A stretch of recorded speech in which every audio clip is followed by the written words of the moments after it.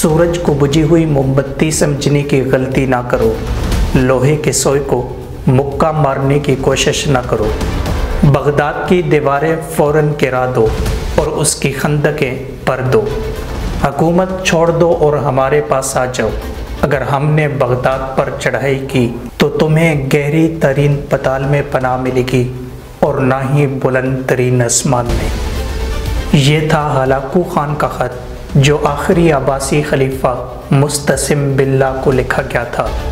اب عباسی خلیفہ مستعصم باللہ کی وہ شان و شوکت تو نہیں تھی جو ان کے عظیم الشان اجداد کے حصے میں آئی تھی، لیکن پھر بھی مسلم دنیا کے بیشتر حصے پر ان کا سکہ چلتا تھا، اور خلیفہ کو زعم تھا کہ اس پر حملے کی خبر سن کر مراکش سے لے کر ایران تک کے سبھی مسلمان ان کے سامنے سینہ سپر ہو جائیں گے۔ چنانچہ اسی خیال سے خلیفہ نے ہلاکو خان کو جواب میں لکھا تھا کہ نوجوان 10 دن کی خوش قسمتی سے تم خود کو کائنات کا مالک سمجھنے لگے ہو۔ جان لو کہ مشرق تا مغرب خدا کے ماننے والے اہل ایمان میری رعایا ہے، لہٰذا تمہارے لیے بہتری اسی میں ہے کہ تم سلامتی سے واپس چلے جاؤ۔ اب خلیفہ کا یہ جواب سن کر ہلاکو خان آگ بگولا ہو گیا تھا۔ چنانچہ ہلاکو خان نے 29 جنوری سن 1257 کو بغداد کا محاصرہ کر لیا۔ پھر محاصرے سے شروع ہونے والی اس جنگ کا اختتام بڑا ہی خوفناک تھا۔ خون کی ایسی ہولی کھیلی گئی تھی کہ دریائے جدلہ کا مٹیالہ پانی بھی سرخ بہنے لگ گیا تھا۔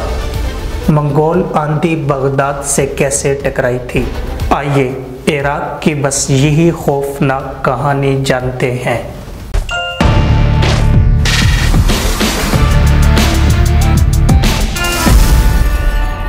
ناظرین، ہلاکو خان نے جب بغداد کا محاصرہ کیا تھا تو اس وقت خلافت عباسیہ کے آخری خلیفہ معتصم باللہ اندرونی اور بیرونی سازشوں کی وجہ سے اپنی حکومت کو انتہائی کمزور کر چکے تھے، اور ساتھ ہی خلیفہ کی فوج میں لڑنے کا عزم، مرنے اور مارنے کی مہارت اور شوق شہادت کا جذبہ انتہائی مان پڑ چکا تھا۔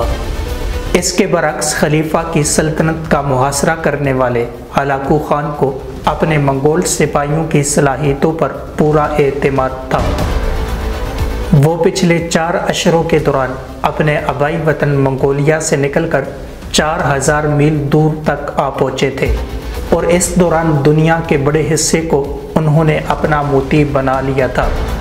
یوں مسلسل جیت پر جیت کی وجہ سے منگولوں کے حوصلے آسمانوں کو چھو رہے تھے، اور ساتھ بغداد کے محاصرے کے دوران ہلاکو خان کے بھائی نے تازہ دم دستے بھیجوائے تھے، اور ارمینیا اور جارجیا سے خاصی تعداد میں مسیحی فوجی بھی ان سے آ ملے تھے، جو مسلمانوں سے صلیبی جنگوں میں یورپ کی شکست کا بدلہ لینے کے لیے بےتاب تھے۔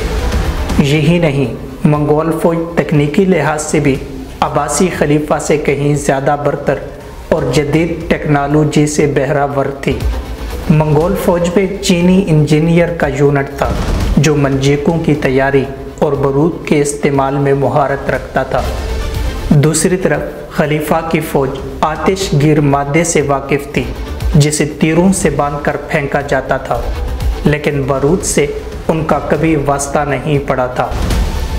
اس زمانے کا بارود آہستگی سے جلتا تھا۔ منگولوں نے اس میں یہ جدت پیدا کی تھی کہ اسے لوہے یا پکائی گئی مٹی کی ٹیوبوں میں رکھ دیتے تھے جس سے وہ دھماکے سے پھٹ جاتا تھا۔ اس کے علاوہ منگولوں نے دھوئیں کے بم بنانے میں بھی مہارت حاصل کر لی تھی۔ اب اس تیاری کے ساتھ ہلاکو خان نے جب اپنی فوج کو بغداد پر حملہ کرنے کا حکم دیا تھا تو منگولوں کی منجیقوں نے شہر پر آتشی بارش برسانا شروع کر دی تھی۔ یہی نہیں، منگولوں نے فصیل کے نیچے بارود لگا کر اسے بھی جگہ جگہ سے توڑنا شروع کر دیا تھا۔ دوسری طرف بغداد کے باسیوں نے یہ آفت اس سے پہلے کبھی نہیں دیکھی تھی۔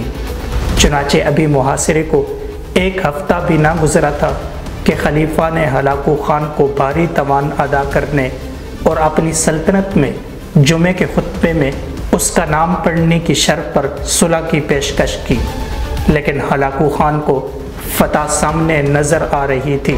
چنانچہ ہلاکو نے یہ پیشکش فوراً ہی ٹھکرا دی۔ چنانچہ پھر جب بغداد کے باسیوں اور خلیفہ معتصم باللہ کی طرف سے مزاحمت کی تمام امیدیں دم توڑ گئی تو 10 فروری سن 1258 کو فصیل کے دروازے کھول دیے گئے اور آخری عباسی خلیفہ مستعصم باللہ اپنے وزراء اور امراء کے ہمراہ مرکزی دروازے سے برآمد ہوئے اور ہلاکو خان کے سامنے اپنے ہتھیار ڈال دیے۔ اب ہلاکو نے وہی کیا جو اس کے دادا چنگیز خان پچھلی نصف صدی سے کرتے چلے آ رہے تھے۔ اس نے خلیفہ کے علاوہ تمام اشرافیہ کو وہیں تلوار کے گھاٹ اتار دیا اور منگول دستے بھوکے گدھوں کی طرح البلاد یعنی بغداد شہر میں داخل ہو گئے، بالکل اس طرح جیسے غضبناک بھیڑیے بھیڑوں پر ہلا بول دیتے ہیں۔ بستر اور تکیے چاقوؤں سے پھاڑ دیے گئے، حرم کی عورتیں گلیوں میں گھسیٹی گئیں اور ان میں سے ہر ایک تتاریوں کا کھلونا بن کر رہ گئی تھی۔ اس کے بعد خون کی ایسی ہولی کھیلی گئی کہ صرف 3 دن کے اندر 10 لاکھ لوگ تلوار، تیر اور بھالے سے موت کے گھاٹ اتار دیے گئے۔ تاریخ کی کتابوں میں لکھا ہے کہ بغداد کی گلیاں لاشوں سے اٹی پڑی تھیں۔